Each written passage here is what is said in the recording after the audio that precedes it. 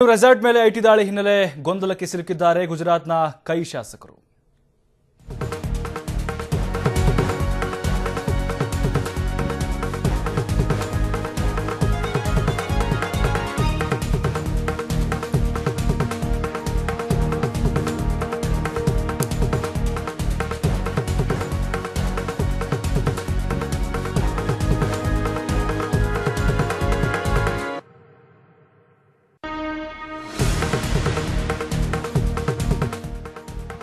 ನಿನ್ನೆ ಏನು ಐಟಿ ಇಲಾಖೆ ಅಧಿಕಾರಿಗಳು ರೆಸಾರ್ಟ್ ಮೇಲೆ ಕೂಡ ದಾಳಿ ಮಾಡಿದ್ರು. ಈ ದಾಳಿ ಹಿನ್ನೆಲೆ ಈಗ ಗುಜರಾತ್ನ ಏನು 44 ಜನ ಕಾಂಗ್ರೆಸ್ನ ಶಾಸಕರು ಗೊಂದಲಕ್ಕೆ ಸಿಲುಕಿದ್ದಾರೆ. ರೆಸಾರ್ಟ್ನಲ್ಲಿ ಉಳಿಯೋ ಬಗ್ಗೆ ಶಾಸಕರಲ್ಲಿ ಗೊಂದಲ ಉಂಟಾಗಿದೆ. ಯಾಕಂತ ಹೇಳಿದ್ರೆ ಡಿಕೆ ಶಿವಕುಮಾರ್ ಅವರು ಸಂಪರ್ಕಕ್ಕೆ ಸಿಗ್ತಾ ಇಲ್ಲ, ಸಂಪರ್ಕ ದೊರೆಯದೆ ಗೊಂದಲದಲ್ಲಿ ಶಾಸಕರಿದ್ದಾರೆ. ಐಟಿ ದಾಳಿ ಹಿನ್ನೆಲೆಯಲ್ಲಿ ಹೈಕಮಾಂಡ್ ಸಂಪರ್ಕ ಕೂಡ ಅವರಿಗೆ ಸಿಗ್ತಾ ಇಲ್ಲ. ಗುಜರಾತ್ನ ಕಾಂಗ್ರೆಸ್ ರಾಜ್ಯಾಧ್ಯಕ್ಷ ಭರತ್ ಸಿನ್ಹಾ ಸೋಲಂಕಿ ಕೂಡ ಇವತ್ತು ರೆಸಾರ್ಟ್ಗೆ ಭೇಟಿ ಕೊಡುವಂತಹ ಸಾಧ್ಯತೆ ದಟ್ಟವಾಗಿದೆ. ಈಗಲ್ಟನ್ ರೆಸಾರ್ಟ್ಗೆ ಅವರು ಭೇಟಿ ಕೊಡ್ತಾರೆ ಅನ್ನುವಂತಹ ಮಾಹಿತಿ ಇದೀಗ ಬರ್ತಿದೆ.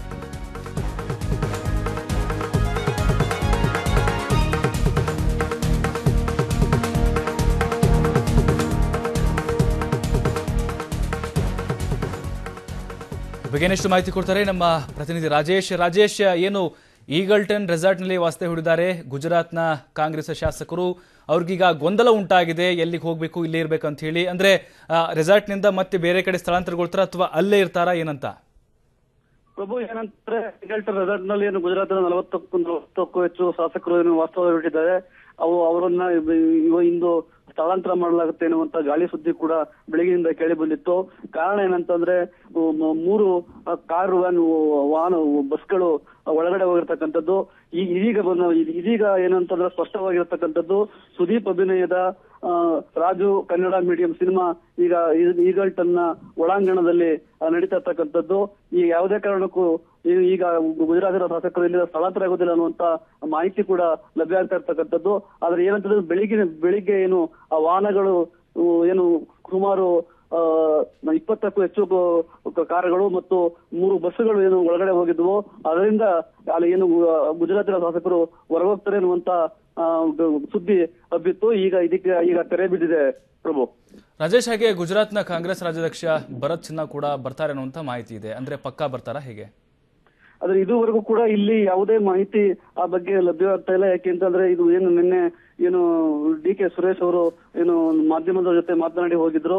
ಏನು ನಮ್ಮ ಐಟಿಗೆ ದಾಳಿ ಏನು ನಡೆದಿದೆ ಇದ್ರ ಬಗ್ಗೆ ನಾವು ಸೂಕ್ತ ಉತ್ತರವನ್ನ ನ್ಯಾಯಾಲಯದಲ್ಲಿ ನಮ್ಮ ವಕೀಲರ ಮೂಲಕ ಕೊಡ್ತೀವಿ ಅಂತ ಹೇಳಿದ್ರು. ಆದ್ರೆ ಏನು ಗುಜರಾತಿನ ಶಾಸಕರಿಗೆ ಯಾವುದೇ ತೊಂದರೆ ಆಗದಂತ ನಾವು ಏನು ಇಲ್ಲಿ ಹರಿತ ಸರ್ಕಾರವನ್ನ ಮುಂದುವರಿಸ್ತೇವೆ ಎನ್ನುವಂತ ಮಾತನ್ನ ಹೇಳಿದ್ರು.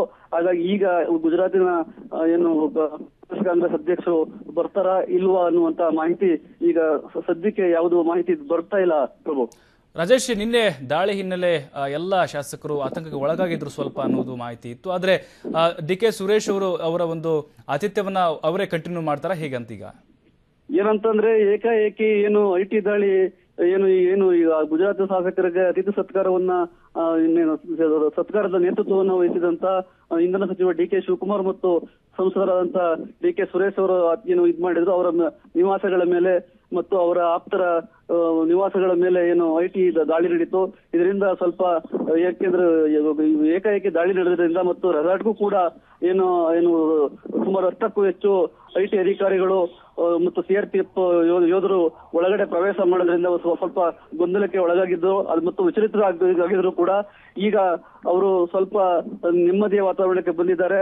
ನಾವು ಯಾವುದೇ ಕಾರಣಕ್ಕೂ ರೆಸಾರ್ಟ್ ನಿಂದ ತೆರಳುವುದಿಲ್ಲ, ನಾವು ಚುನಾವಣೆಯ ಸಂದರ್ಭಕ್ಕೆ ನಾವು ಹೋಗ್ತೇವೆ ಎನ್ನುವಂತ ಮಾತುಗಳು ಅಲ್ಲ ಏನು ಶಾಸಕರಿಂದ ಕೇಳಿ ಬಂದಿರ್ತಕ್ಕಂಥದ್ದು ಪ್ರಭು. ಥ್ಯಾಂಕ್ ಯು ರಾಜೇಶ್ ತಮ್ಮೆಲ್ಲ ಮಾಹಿತಿಗಾಗಿ.